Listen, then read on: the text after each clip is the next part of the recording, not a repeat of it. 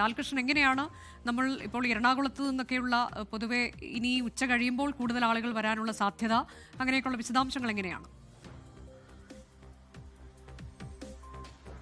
അനുജ, ജില്ലയിലെ മൊത്തത്തിലുള്ള പോളിംഗ് ശതമാനം 54% കടന്നിട്ടുണ്ട്. അതിൻ്റെ അത് കൊച്ചി കോർപ്പറേഷന്റെ പോളിംഗ് ശതമാനമാണ് നേരത്തെ പറഞ്ഞ പോലെ 50% എത്തിക്കൊണ്ടിരിക്കുന്നത്. അത് മാത്രമല്ല, ജില്ലയിൽ ആകെയുള്ള വോട്ടർമാരുടെ എണ്ണം ഏകദേശം 26,67,746 അതിനകത്ത് 13,34,102 പേർ വോട്ട് ചെയ്ത് കഴിഞ്ഞു എന്നുള്ള വിവരമാണ് നൽകാൻ കഴിയുന്നത്.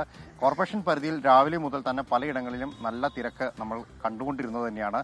പ്രമുഖ സ്ഥാനാർത്ഥികൾ എത്തുന്ന ഇടങ്ങളിലാണ് നമ്മൾ ആദ്യഘട്ടത്തിൽ പോരുന്നെങ്കിൽ പോലും അവിടെയും അല്ലാത്തയിടങ്ങളിലും രാവിലെ മുതൽ തന്നെ വോട്ട് ചെയ്യുന്നതിന് വേണ്ടി ആളുകളുടെ ഒരു തിരക്ക് അനുഭവപ്പെടുന്നുണ്ടായിരുന്നു. ഇപ്പോൾ അതിനകത്ത് വലിയ മാറ്റങ്ങളൊന്നും അനുഭവപ്പെടുന്നില്ല. നമ്മളിപ്പോൾ കോർപ്പറേഷൻ പരിധിയിൽ തന്നെയുള്ള ഒരു ബൂത്തിലാണ്.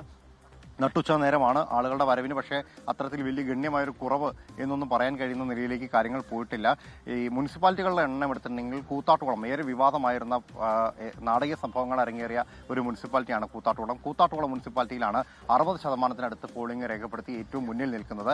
ബ്ലോക്ക് പഞ്ചായത്തിൽ വടവുകോട് ബ്ലോക്ക് പഞ്ചായത്താണ് ഏറ്റവും കൂടുതൽ പോളിംഗ് രേഖപ്പെടുത്തിയിരിക്കുന്നത്. അവിടെ 55% മുകളിലാണ് പോളിംഗ് രേഖപ്പെടുത്തുന്നത്. പലയിടങ്ങളിലും ഇപ്പോഴും വലിയ തിരക്ക് അനുഭവപ്പെടുന്നുണ്ട് എന്നുള്ള റിപ്പോർട്ടാണ് നമുക്ക് പുറത്തു വന്നുകൊണ്ടിരിക്കുന്നത്. അതിനിടയിൽ മരട് മുനിസിപ്പാലിറ്റിയിൽ ഒരു കള്ളവോട്ട് വിവാദം ഉണ്ടായിട്ടുണ്ട്.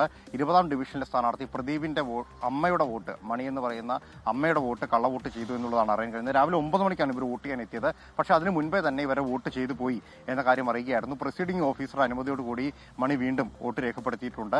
രാഷ്ട്രീയ വിവാദങ്ങൾ ഏറെ നിലനിൽക്കുന്ന പ്രദേശങ്ങളാണ് കൊച്ചിൻ കോർപ്പറേഷൻ സമീപത്തുള്ള മുനിസിപ്പാലിറ്റികളെല്ലാം പ്രധാനമായിട്ടും തന്നെ.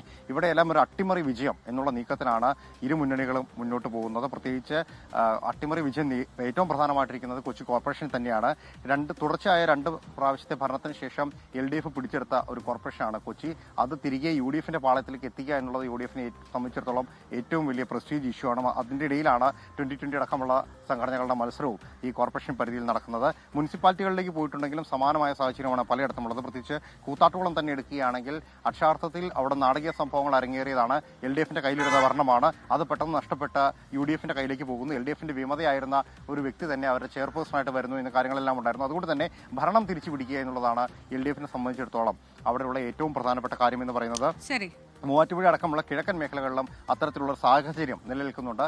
ഇതിനിടയിലാണ് പഞ്ചായത്തുകളുടെ എണ്ണത്തിൽ നമുക്ക് എടുത്തു പറയേണ്ടി വരുന്നത് 2020യുടെ സാന്നിധ്യം ഉണ്ടായിരുന്ന പഞ്ചായത്തുകളാണ്. 4 പഞ്ചായത്തുകൾ അവർ സ്വമേധയാ ഭരിക്കുന്നതാണ്. ഇത്തവണ 2 പഞ്ചായത്തുകളിൽ കൂടി അവരുടെ ഭരണത്തിന് വേണ്ടിയിട്ടുള്ള സ്വാധീനം ഉണ്ടാകുന്നുണ്ട്. കിഴക്കമ്പലം അടക്കമുള്ള മേഖലകളിൽ LDFും UDFും ഒന്നിച്ചുകൊണ്ട് ജനാധിപത്യ മുന്നണി എന്ന പേരിലാണ് നിലവിൽ മത്സരം കാഴ്ചവെക്കുന്നത്. ഇവിടെയും നല്ല പോരാട്ടം നടക്കുന്നുണ്ട് എന്ന് കാണുന്നു. മറ്റൊരു പ്രധാനപ്പെട്ട കാര്യം എന്ന് പറയുന്നത് സിനിമയുടെ ഒരു പ്രധാനപ്പെട്ട കേന്ദ്രം കൂടിയാണ് കൊച്ചി. അതുകൊണ്ട് തന്നെ പലയിടങ്ങളിലും തിരഞ്ഞെടുപ്പുമായി ബന്ധപ്പെട്ട വാർത്താ ശേഖരണത്തിന് പോകുമ്പോൾ നമുക്ക് ഇന്നലത്തെ സംഭവവുമായി ബന്ധപ്പെട്ടുകൊണ്ടുള്ള വാർത്തകളാണ് പലയിടങ്ങളിലും വന്നത്.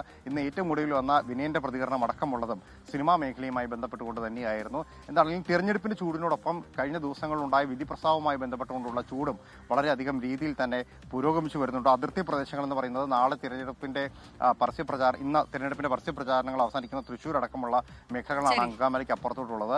അവിടെയും അതിന്റേതായ ഒരു കൊട്ടിക്കലാശത്തിന്റെ ഓളത്തിലേക്ക് കാര്യങ്ങൾ പോയിക്കൊണ്ടിരിക്കുന്നുണ്ട്. ലോകത്തെവിടെയായാലും ഏത് സമയത്തും 24 വാർത്തകളും ഓഗ്മെന്റഡ് റിയാലിറ്റി പാക്കേജുകളും എക്സ്പ്ലെയിനറുകളും വിശദമായി കാണാൻ ഞങ്ങളുടെ YouTube ചാനൽ നിങ്ങൾക്ക് സബ്സ്ക്രൈബ് ചെയ്യാം.